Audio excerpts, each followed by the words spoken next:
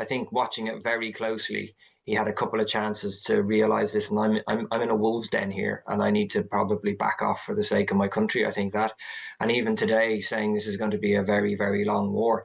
I mean, like, this is just red rag to, as we are seeing, a very angry Donald Trump.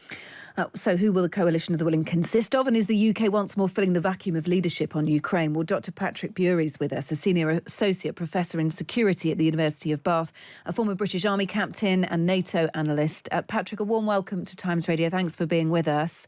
What do you make of a coalition of the willing? And should it extend to any country that wants to be a part of it? Should Keir Starmer be considering countries beyond Europe, beyond the Commonwealth? We've heard about Canada's involvement in this potentially as well. Yes, I think that makes sense. And good evening. Thanks for having us on. It depends on what the appetite is. You know, in that peace plan, the 4 steps, if you remember, the third one was about a commitment to deter Russia in the future, leaving open how that could be done to nations who saw fit and depending on their appetite.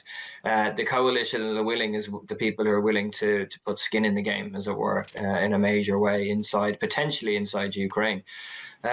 If you could broaden it out with the likes of Australia, Canada, I would be very surprised if anybody, but even if the Turks actually put troops inside Ukraine, if that was to come about. But if he could, it would be great because it gets it beyond a NATO European issue. Yeah. And he talked about Middle Eastern countries as well getting involved. Well, that's it. Yeah, I didn't know whether they were talking about Turkey there or not. I did, bearing in mind in NATO, did he have it? Was he hinting at that? Or I'd be really surprised if the Gulf countries got involved. I mean, the coalition of the willing itself is something we'll remember from the Iraq War, where once you couldn't get sort of consensus in the United Nations and even in NATO, then it became a coalition of the willing. So in some ways, using that term, it resonates with the Americans. You would hope, those of that age anyway, they can remember those things. But we'll just have to see. And there's other questions about what happens to NATO members or non-coalition of the willing who are actually more pro-Russia is another big question. Right? What's going to happen with, for example, Hungary now and Slovakia, which are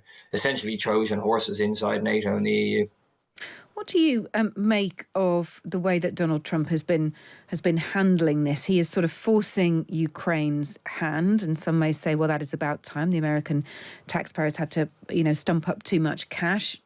Other countries in Europe are having to step up to fill that gap. But he is, freely taking to Truth Social to condemn Volodymyr Zelensky, effectively saying tonight that their patience is running out. He's got the clock ticking on Zelensky in terms of a peace deal. He wants the Ukrainian to come back when he's ready for peace. And the Ukrainian president keeps saying, well, I am ready for peace. We need to have peace. But at the moment, no one's really winning in this situation, possibly only Russia. Yeah, Russia is absolutely licking its lips at this, and the first kind of official state media response to the events over the weekend were that the West is failing, and the European meeting was a meeting of anti-Trumpists, trying to get in there in that space. So their goal obviously is to split the US away from the rest of European NATO, and then they've got a much better chance in the long run. I think Trump, as we all know now, it's unpredictable. It's so hard to call. I think the European leaders in the head of, and even if you've spoken to him and got assurances, I think you still come away going, I don't know if how rock solid they are. Trump reiterated his support for NATO and the UK during Starmer's visit on Thursday. And everyone's like, okay, but you're still left with this feeling going like, is it really there? Is there that level of trust? And look the way European leaders have had to take the mantle now and start investing in European defence. It shows you that really when it comes, the chips are down, they aren't sure. We'll have to see. I think this announcement, a big announcement tonight, could be very interesting too. Yeah. I wouldn't be surprised if there was some sort of time limit put on this now. I wouldn't be surprised if there was a request for a public apology. I wouldn't be surprised if they said Ukraine needs to send someone else rather than Zelensky. Yeah. Donald Trump has been reiterating that if Zelensky is not prepared to come to the table and be realistic over a peace deal, then he should, or the country should send a president who is willing to entertain it on. And I would add something here, listen. Well, Stephen Swinford is political editor for The Times. Good evening, Stephen. Good evening. Look, you travelled with Keir Starmer to Washington for his very successful talks with Donald Trump last week. We then, of course, saw that bombshell encounter between President Zelensky and Trump on Friday, the complete melting down of relations there and the early exit from the White House of Zelensky. And we arrive at today with that, still pretty front and centre of most people's minds. And Keir Starmer seems to be successfully at the moment the person who is navigating, wading through some of the back and forth between Trump and Zelensky. Can he continue? Do you see bumps along the road, or is he doing a great job so far and actually this is the moment that he proves his presence on the international stage? I think he's doing the best he can in extraordinarily difficult circumstances. You talk about bumps in the road. It's not so much bumps as in kind of full-on hill that erupt in the road and become increasingly difficult to cross. So let's take today. It's a case in point.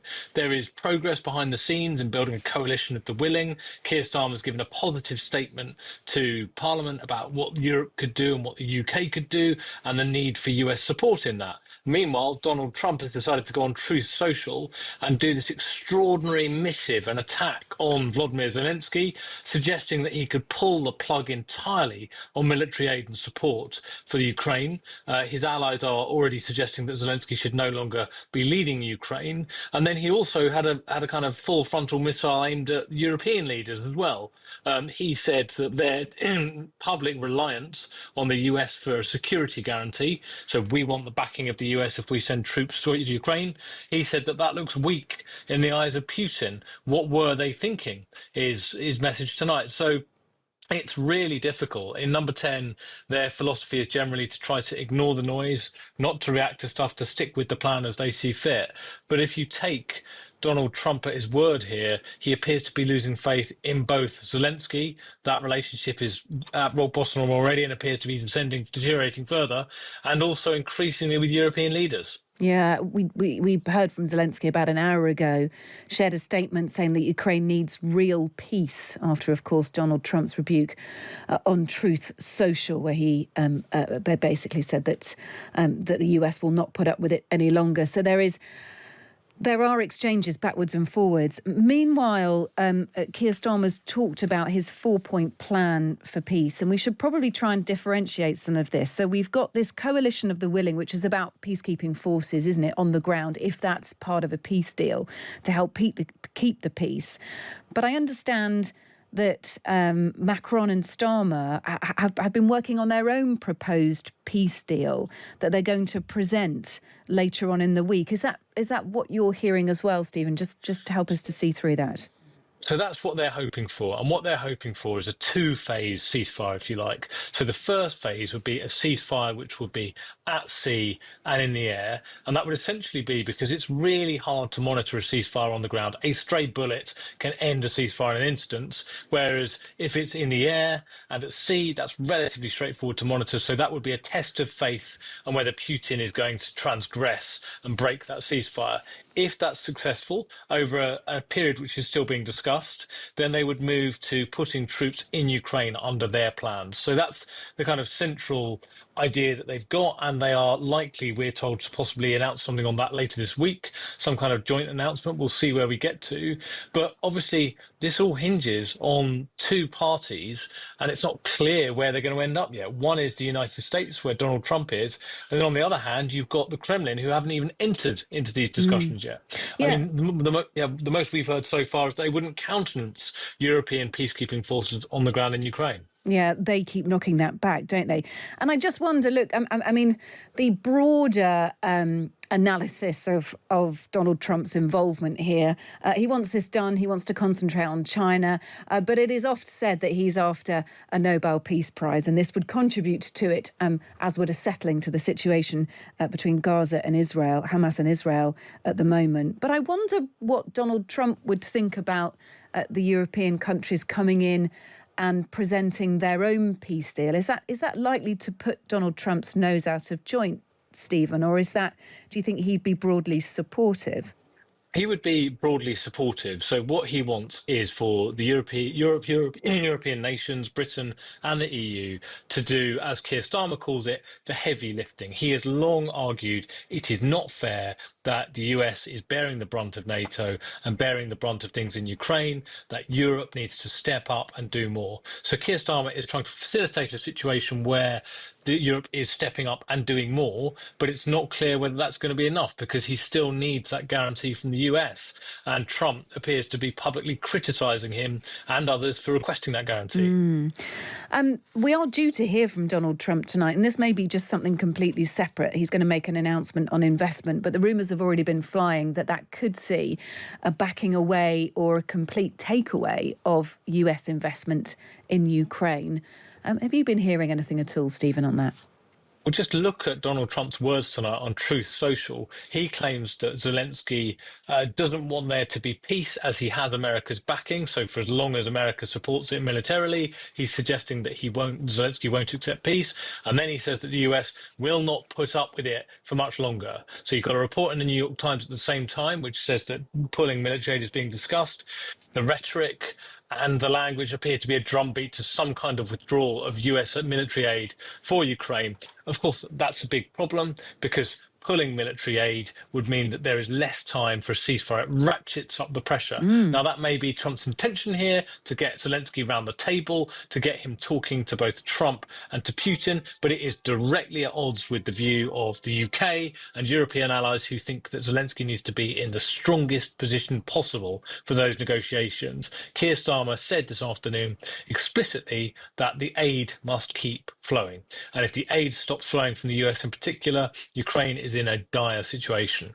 And Starmer received much consensus across the House today when he made his statement and took questions after. There was a bit of dissent over the carving into of the foreign aid budget. Nigel Farage had his own opinions, as you can probably expect, on the situation regarding Zelensky and Trump and Starmer's response to it. I wonder what you've made of the Prime Minister, Stephen Swinford, and actually whether there was ever an intention for him to step up to the podium, as it were, as a major part, perhaps the leader of the European coalition in terms of a peace deal, peace between Ukraine and Russia. That is very much the intention. He has positioned himself as the kind of bridge, the transatlantic bridge between the EU, which Trump clearly hates. He said that the European Union was founded to screw us last week, and his trip went relatively well last week. He clearly had a rapport with Trump, and they've worked on that for months, and they are hoping to use that as kind of leverage going forward as they seek to do this very tricky job of acting as interlocutories and intermediaries between both Ukraine and the US, but also the EU and the US. And that is going to be really tricky. It's a proper tightrope that he's going to be walking in coming weeks, but he sees that as his kind of defining mission now. Look, really interesting to speak to you, John Healey. I know the Defence Secretary is heading to the US this week to meet his counterpart, Pete Hegseth. Continuation of discussions, of course, and of Keir Starmer and the government playing their hand in this.